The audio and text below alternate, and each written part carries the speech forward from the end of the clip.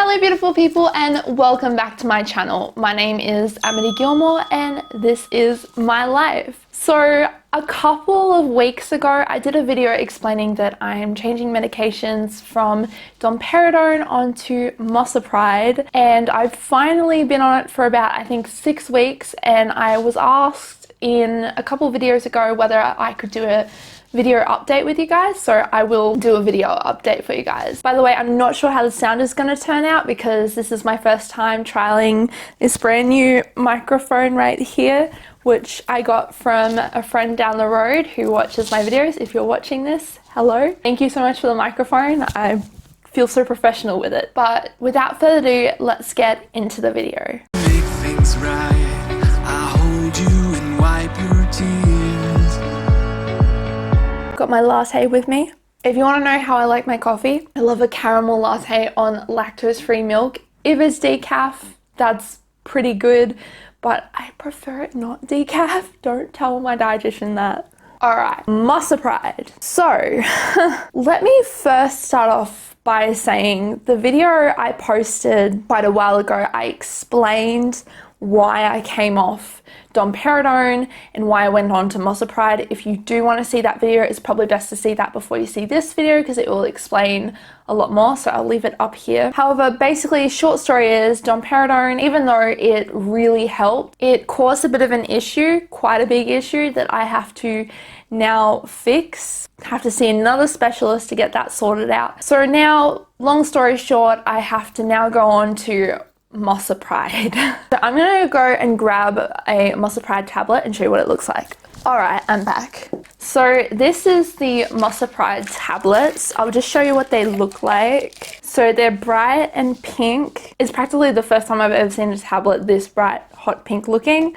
In order to get my hands on Mosapride, I have to have my gastro send a script to a chemist down in Sydney, which is a compounding chemist, and they make it up there because it's the only place in New South Wales that makes this particular drug. So in terms of financials, it's on the more expensive side of things. No, I wouldn't say it's the most expensive medication out there, nowhere near it. It's not up there. There are some people that have medications that are over $100. The Mosapride is pretty much about $70, around that, and that kind of includes postage as well. So I think it's like $60 something for the actual medication.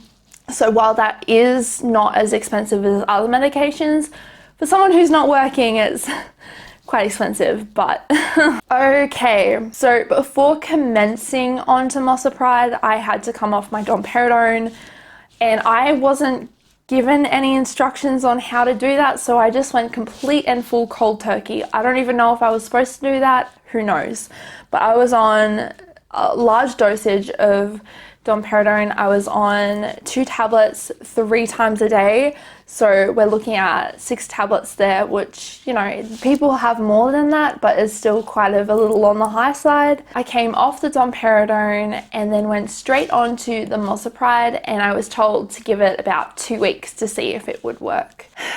2 weeks came and things started to get worse rather than better. And I basically had thought, well, you know what, I went cold turkey on a largish dosage of domperidone, so maybe it's going to take longer. So the dietitian I see agreed with that and said, okay, we'll give it some more time. We gave it another week. So at this point, I'd been on it for 3 weeks and we didn't see a difference. Next week, same and same and same. This is week 6 of being on Mosapride. And unfortunately, it's just getting worse than better. I am losing weight completely. The only times I'm actually finding that I'm getting a relief of symptoms is when I start, the couple days after I start erythromycin. So erythromycin seems to be helping quite a bit, but when I'm off erythromycin, there's just hardly any help in terms of any of it. So the Mosapride itself, I am still I haven't come off it. I'm still on it. I'm still going to try and see if somehow magically kicks in, like, I don't know, 10 weeks down the track or whatever. But until I see my gastro, I'm going to talk to them about it and see what to do about it. Unfortunately, as my gastro did say last appointment, we are exhausting my options. Now, before I go on, I just want to say that Mosapride works wonders for some people. Some people, when I was hopping onto Mosapride and asking on the support group, like, has anyone tried this medication? Some people said that it gave them 9 months of a normal life. Some people said it gave them 10 months of a normal life. Some people said it gave them a year worth of a normal life. So there is definitely a lot to be said positively about Mosapride. However, everyone's experience with certain medications is different, and what works for one person may not necessarily work for another person. I came into this medication with high hopes, hoping that it would really help, and all my health professionals around me were coming into it with high hopes as well.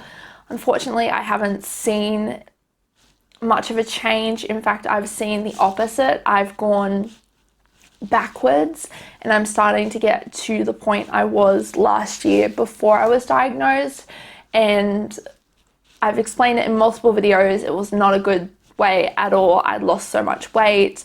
I was sleeping pretty much all the time because I had no energy to do anything. My bones were aching. I was sore. I was just, everything was like my body was shutting down. I did also explain in a video earlier, probably about 2 videos ago, also, when I had a bit of a weird phenomenon when I was in bed getting ready to go to sleep, and I felt myself kind of like going into a coma, which I don't even know if that's what it really was. That's just my way of explaining how it felt. So things are getting pretty tough, but I'm still, you know, going on, and I'm still pressing on and doing what I can in the meantime. But as much as I'd like to say this Mosapride really works for me, at this stage it hasn't really worked for me, and that's something that I'm pretty disappointed about, considering the fact that this is our last medication we can try. I've tried every other medication to do with gastric prokinetics and other medications, and some other medications that people have suggested on my channel. We don't have access here in Australia to those medications, so unfortunately this is the last medication that I can try that we have access to in Australia. So that's tough and that's hard, but I'm still pressing on, and I'm still hoping, I'm still being hopeful that we'll be able to find a solution.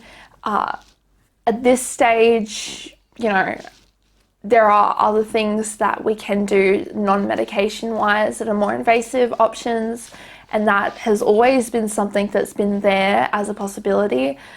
And if we have to go down that, we'll go down that. I'll go and I'll choose that, because if I have to choose between fading away to nothing and getting into a very dangerous state, or taking more invasive options that might help me a lot though, then obviously I'm going to take the more invasive options. But at this stage, we're just taking it by ear. My weight at the moment is not at a dangerous state, so I just want to put that out there. My weight isn't at a very extreme level at the moment. It is dropping, but hopefully it will level as it usually does, and then gain that weight a little bit again. But we're just going to play it by ear, see what happens. At this stage, it's not dire at all, but it's getting pretty serious, and we're going to have to revisit a few things. However,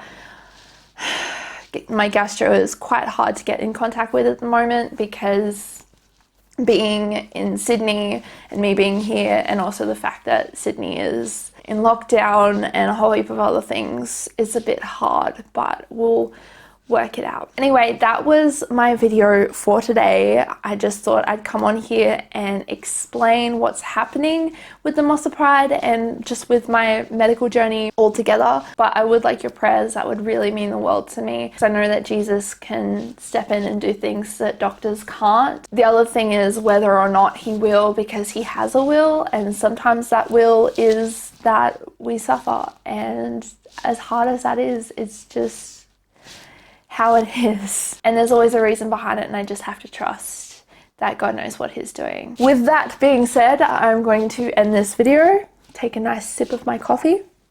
If you like this video, then be sure to give it a big thumbs up, and if you liked it even more, then don't forget to click that subscribe button. You can also follow me over at my Instagram at Amity Gilmour. Love you guys. Bye.